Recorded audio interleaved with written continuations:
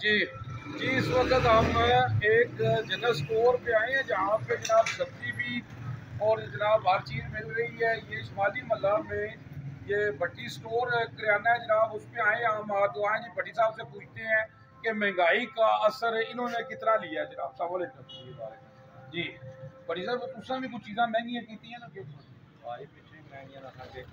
अच्छा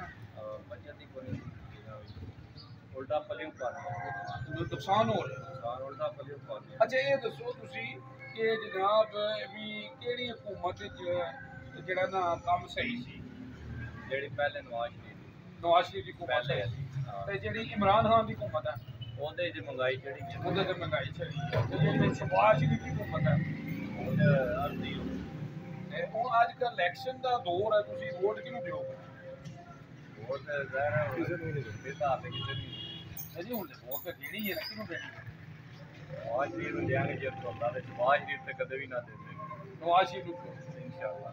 जी जी जी, देख लें जी, वो कह रहे हैं जी कि शहबाज शरीफ को वोट ही देंगे, नवाज शरीफ आया तो उसको वोट देंगे कि नवाज शरीफ का दौर अच्छा था। यूजी न्यूज, जावाजी, जहलम।